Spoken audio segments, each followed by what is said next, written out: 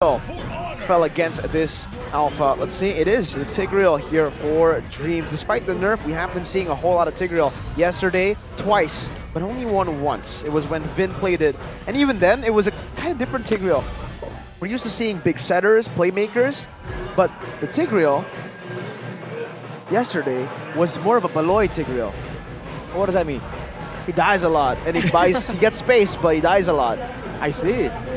I was gonna highlight that it seems to be like a single target Tigreal, not going for a big combo, more for a single target lockdown.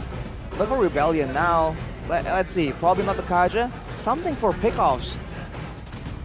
I'm not quite sure for Audi. Could it be utility focused like we were discussing earlier? They might think that now it's required because they didn't have it in game number 1.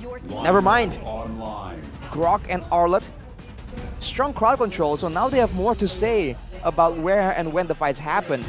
And the Grok, I feel like, is very valuable here because it's going to be a lot more oppressive unless the X-Borg is in the vicinity. That's where it gets a bit complicated. But also, the Arlet offers chaos towards what a Faramis doesn't like, which is organization, right? If they can mess things up, especially the Tigreal as well, I think there are a lot of loopholes that Rebellion can utilize in order to make things chaotic for Evos when they go in for a 5v5 team fight. Chaotic. I feel like actually, Evos might do better in the chaos due to the Roger pick, due to the X-Borg pick as well. They can be a lot more independent in their playmaking. For Rebellion, yes, they have ways to really mess around with the formations, but in the end, the only real big value you can get from that is the Cloud Blazing Duet. Everyone else, they kind of really work better as a unit, right? Especially the Novaria. So we'll see. Maybe the approach is to scout the Novaria in order to be able to get that neat front to back. It's about time for us to enter the land of dawn. Look at that! It's the Garuda wings of MPL! It's flying high, soaring high, like Evo's glory if they want to get out of the red zone. Ladies and gentlemen, let's welcome you into the land of dawn for game number 2. Can the White Tigers go 2-0, or can the Blue Bulls force a game number 3? Okay, let's see. In the clearing department, the Baxia, like we said, actually is doing a lot slower than the Daiwa, so that's quite interesting. We'll see though, with the rotations, with the Purifies available on the side of Evos, the Baxia is a bit more annoying because the spells are a lot more spammable. So it's not like a big spell that can be purified, but the Wild Charge and the Final Slash can be cancelled that way. But can you consider Anavel's choice, a Dairoth, as a counter towards the Baxia?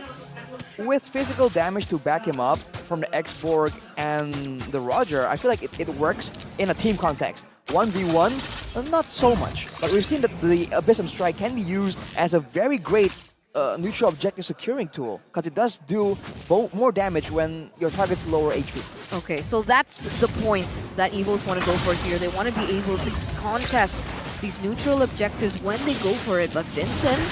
So level 3, Braga armor down, but Fluffy just dashes out from the bottom lane. And Dreams, good shove over for Klokun to clear out that wave. The shove potential, though, I feel like it really favors Rebellion. But the issue is, even when Novaria can clear faster than the Faramis, the Grok isn't really that crazy of a playmaker, not until level 4 at least, with the Wild Charge. Franz, once again, just showing why it's so good to have dominance in the lane. You have choices to freeze, you can push, you can go for the gold buff or XP buff on the side, even when your lane opponent is in there, because you know that he won't take that fight. Do you not love the skin? Yeah. Such a cool skin on the Roger. I don't have it. I'm scared. I'm sad. Yeah, me too. But anyway, Vincent and Anavel, they're both at level 4 and they're both going to go for it in the contest. So we're going to see whether or not this Dairoth pick pays off. Good chunk of damage on the Dreams, but he now has the implosion. Goes in onto the back, finds 3 on the board, and Audi TZ stuck in a bad spot. Cars forced to flicker out. Dreams gets sniped, but it's not enough to take him down. A win for Evo's glory as Audi is able to walk away from that stampede. So essentially, the Dairoth pick did work to bring Vincent down, but Evos still is unable to get the neutral objective. Still a bit too dangerous for them. They were forced to use several big ultimates themselves, the Netherrealm and the Implosion. But that is a big warning to Rebellion. You have to stick away from each other, man. If you get too close, Dreams is very adept at just looking for those opportunities. And in the neutral objective pit, there's a lot of chances. What a snipe from Sway Low. Annabelle, miscalculation in the retry department. What looked to be a free turtle turns out to be Sway Low. Taking it away. Sway Low, and that's not the first time he's been able to steal a turtle. Again, his objective take alone is insane. Does he want to go for the snipe here? I think he does. Fluffy has to walk the long way back. He's paranoid. That's the Novaria effect that you can get. And in the early game, that Astral Recall Astral Sphere is just deceptively bursty. Because again, the damage ramps up the further you can go with the Astral Recall initially. So even at level 1 without items, you can do more than at least all the other spells in the game generally. Uh-oh. Oh, he got out. That nearly was a really good pick coming in, but they're going to go for a counter engage, Vincent.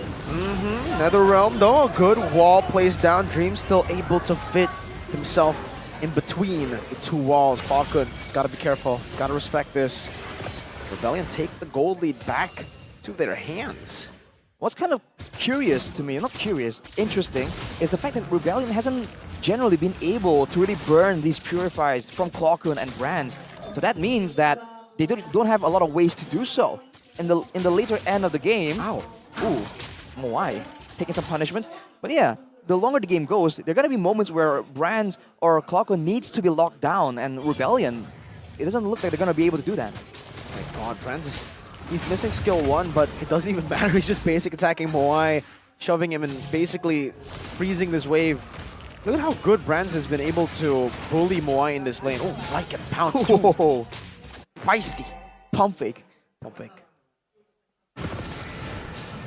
Yeah, the aggression from the Roger, though, this is something that is just so beneficial, and Evos are playing well around it. They know that the Xberg is relatively bully-ish in the lane, so they let him be independent in the 1v1, and even if they both him, Fluffy and Cars don't make it to the team fight, Arnold has a bit more to do in those team fights, so, whoa, a long detour for the turtle. A huge detour. He's taken nearly across half the map, but... Oh, Dreams with a flicker. Now the implosion delayed, but he got it. It did the job. Last Insanity to the back. Cars able to flicker out to safety. Vincent very low with the Ghost Bursters. Place on him by Clockun. Rebellion looking for another approach in this team fight. Cars still has that final slash. No flicker though, Brands. Good poke again. Will Swalo be able to steal it once again away from Evo's glory? Audi and Cars poke down very low. Dreams, no initiating tools. Goes in Vincent with a retry win. Cars with a final slash, but will lose his life to Dreams as he bonks him in the head with a basic attack. So at the very end of the day, it's a 1v1. Evos lose the turtle, but they get the life of Cars. Is that an equal trade? I think getting the turtle for one member is great. And look at the instant rotation coming in from Moai. Getting a turret, but Vincent playing a bit of a dangerous game right here. 1v4. Is it dangerous? 2v4 and he beats it. Dreams taken out. Fluffy diving in, but Brock, Mr. Audi, able to flicker out to safety, and they save the turret. They get the turret down below too. Great plays coming in from Rebellion. Already a lot more improvement in the decision making and what they are trying to do. At least now, looking at the map, looking at how they're moving, you kind of get a sense of what's the idea, what's the general purpose of this composition. They're putting it to good use, but I do wonder if the game keeps going on, if the gold lead is pretty much equal, maybe a 1k, 2k gold difference, later on that Netherrealm is going to be even more oppressive the longer the game goes on, especially with the marksmans ramping up in damage. It's going to be a lot harder for Rebellion to really match up in a proper 5v5.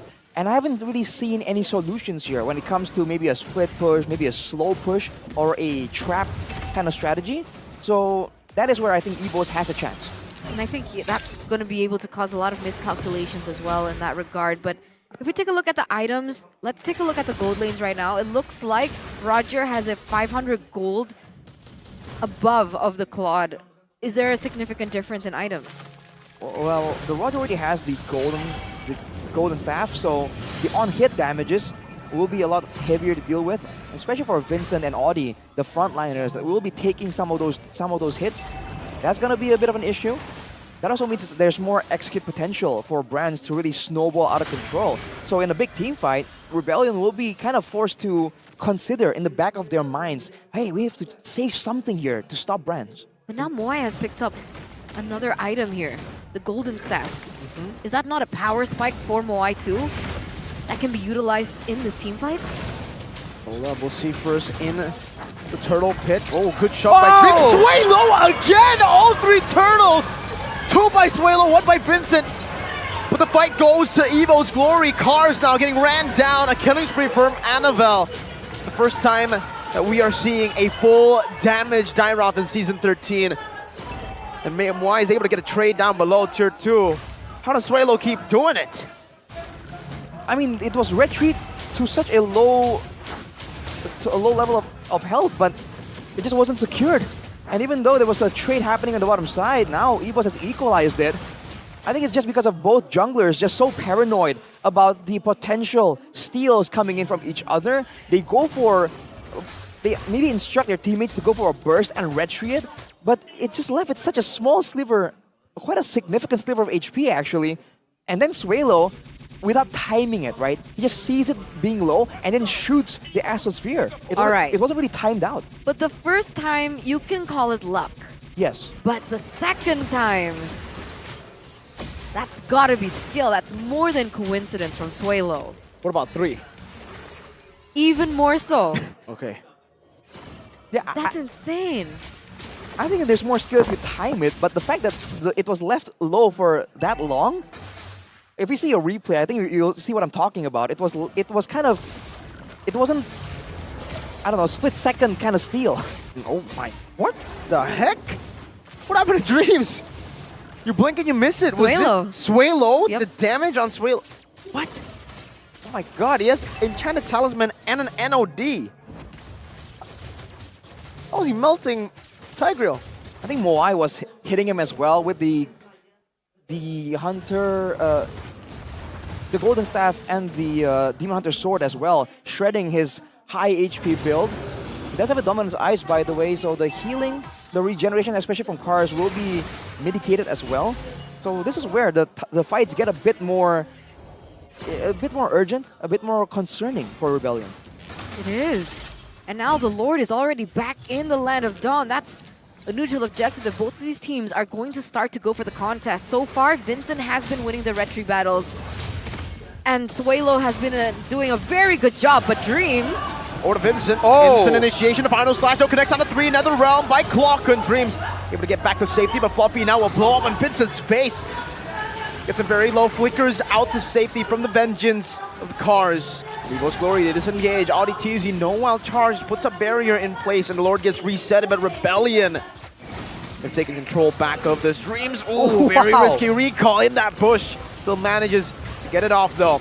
Ghost Bursters from Clockun, Brand's poking him down, a good barrier. Set Clockun down, and Vincent picks it up. Rebellion Esports take control of the neutral objective. All 4 neutral objectives going to RBL. That's a great setup for Rebellion. They took the initial engage. It was only on to 1 person though from Evos. So they back away from it. They make sure that Evos use the implosion, the Netherrealm, and then they come in and pressure, knowing that now Evos can't really dictate how the fight goes without that massive ultimate. And just like that, Evos, their intelligent playstyle we saw in game 1 also made them just let go of the neutral objective there, knowing that without a Netherrealm, it's a bit too risky.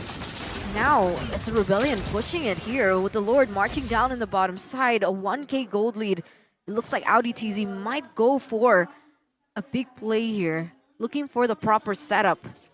But doesn't find it just yet, but these towers, they're falling down like flies. Great value being taken by Rebellion, but the mid turret still standing, not for long though. This is where Rebellion's dangerous, when they can find ways to be deceptive, to be surprising, but look at Dreams. He's even more surprising, but he won't have a window. Yeah, very risky maneuvers, Dreams. A flanking Tig. Last time we saw this was M5 Baloyski.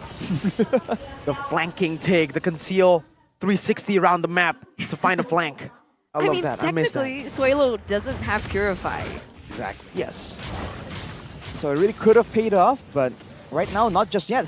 Now the foot is on the other shoe. Evos will be poked down. They are the ones struggling to find a reliable engage. But with the lack of purifiers on the side of Rebellion, they can find something. But with Cars having the blade armor completed just a bit earlier, this means that Granz and Annabelle, if they do want to try and basic attack him down, he's going to be a lot more durable than they might expect. So what do you think here? Why is it in this particular game, it feels like Evos hasn't been able to take control of the tempo? I think it comes down to how well they can stay in the front. They've been poked down a lot more, and I think they have been forced to use ultimates very preemptively, but whoa, Dreams!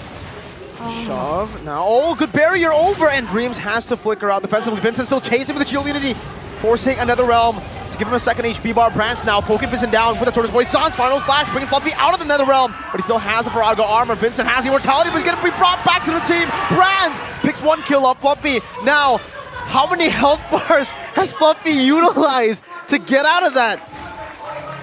A bit too many, for sure. Rebellion in that long fight, they really got baited, quote unquote. It was a one-man Netherrealm technically, but Evos, they just made it work due to the targeting and the source of burst damage they have and the physical defense shred. Now without Vincent for 10 seconds, this is one of the rare times that Evos have the control over the Lord. But look at that damage. Can they blitz it? Can they blitz the Lord down before they come? Well, I guess we'll have to see. Audie's doing a good job at trying to stop this from happening while charging the final slash into the Astral Sphere. The Netherrealm quite late, but now they're going for the full dive. They're ignoring the Lord. Audie flickering out to safety before the Lycan Pounce can be activated. Now they get poked down as Vincent gets the conceal, gets the shield, and he running Annabelle down. And it is a shutdown from Vincent. Oh! Moai too, shredding him down, going out to Fluffy. A good barrier in place, but Sway Low is unable to find that last hit. Astral Meteor forcing Flicker out, and Fluffy, he's burning, it's taking down the glowing wand. Moai chasing Cloth Good, forcing a Purify, and man, Rebellion! Sway Low again! With the snipes to take down Annabelle. That's a 3-4-1 trade for the Blue Bulls, and they take control again. What is going on? What a great play for Rebellion right there. Getting away from all the engages of Evos and then re-engaging. I mean, Vincent got taken down, but the Lord kind of helped out with that. And just like that, when it comes down to a chase kind of situation, Sway Low, man, he's playing out of his mind right now. But we have a game fact about Cars here. Since his debut in MPL ID Season 11, Arlet has become Cars' top 3 most picked hero with 11 picks and a win rate of 45.45%. A perfect 45-45.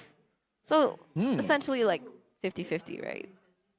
Is that how it works? Is that how the math checks out? It's like a 50-50. I guess if you want to take, the glass half full kind of route, you could say that. You can round it up just like that. I mean, he's winning right now, so... So it'll be, there's going to be an increase in the percentage. That's Needs to how win a math couple works. more times, though. Oh my god, again, final slash onto Fluffy, but he has the Faraga armor. Lord this time charging down, should be able to take this turret down with one last slash of that trident. Waiting for the slash, but he's on Fluffy.